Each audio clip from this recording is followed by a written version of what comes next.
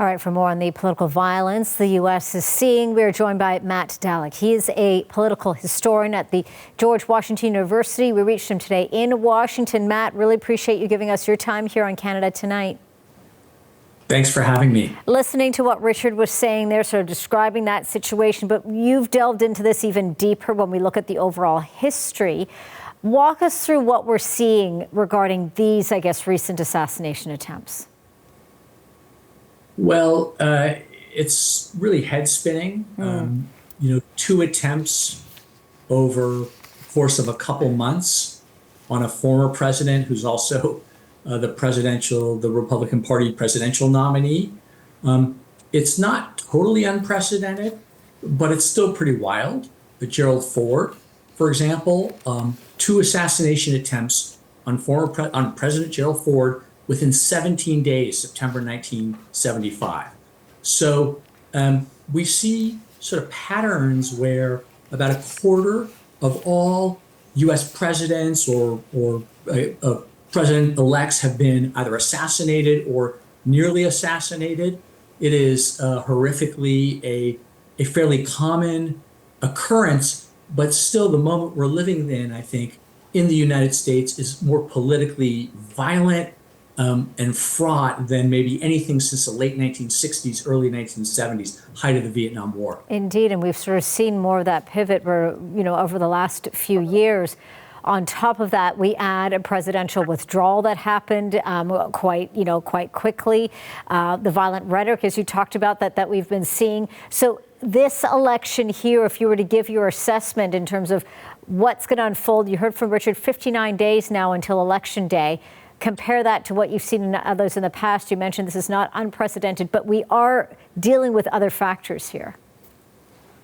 Yeah, so first of all, I'm a historian, so it's hard enough for me to interpret the past, but let alone the future. But having said that, the thing that actually concerns me more as we sit here 59 days out from Election Day is what happens after Election Day. What happens if Trump were to lose? What happens if Trump were to win? I think the potential for violence, earlier you mentioned that January 6th was already designated a heightened security day. So my concern is really the transition. And remember, the United States is still scarred by January 6th, right? This idea that we have a peaceful transfer of power that was not at all peaceful, was actually quite bloody and violent, right? An insurrection at the US Capitol. That is very much, I think, on people's minds. And so if I'm looking ahead, I'm thinking really post-Election Day, kind of what happens mid-November, late November. I would think the potential for violence would go even higher. And we know that the president, or the former president, Donald Trump, in some ways using these attempts on his life to gain more support. And that first attempt, of course, is the iconic picture, the blood across the face, his fist up in the air, saying that he's going to fight. And the three words, fight, fight, fight, seem to be now that slogan there. How do you think this could resonate with people, how it could resonate in the polls as, we are weeks away? Yeah, historically, it's really interesting. Teddy Roosevelt was shot in the chest when he was running for president in 1912.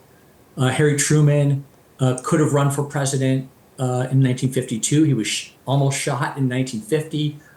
Gerald Ford, as I mentioned earlier, almost shot twice a year before his election campaign. And it didn't help any of them politically, right? We didn't see, and frankly, there was no noticeable even kind of outpouring of sympathy for Donald Trump after the first assassination attempt. Now, that's not to say that this time is going to be the same. We don't know. But I would not at all assume, because the electorate is so locked in and people's attitudes about Trump are so locked in. The other point, though, I think it's important to make is that, Trump is very effective at talking out of both sides of his mouth, in the sense that he will whip up demonization or dehumanization of, say, Haitian immigrants in Ohio. And then bomb threats will be called in. And he'll say, I don't know anything about the bomb threats. And then the next day, he'll say, well, I blame, President Biden, Vice President Harris for their attacks on me. They're the reasons why I almost got shot. Right. And so this is not to say that, on the left, there's not hateful rhetoric, there's not dehumanization. There is some of that, absolutely. But given January 6th, given the propensity of political violence from the far right over the past decade, I think we've got to factor that into this conversation. Really quickly, Matt, I'm out of time here, but I want to quickly find out what you're watching for and sort of what you feel this says about the state of democracy in the United States. Really quickly, might be moving to Canada. But look, I say it jokingly, but it's a scary moment, I think, for the country. And I think it's really a scary moment for our institutions. Can the institutions hold? The courts, Congress, the political parties, and we'll know more within the next few months. We'll be watching it very, very closely. Appreciate getting your analysis on this. Matt Dallek is a political historian at George Washington University. Matt, again, thank you for this. Thanks for having me. You're welcome.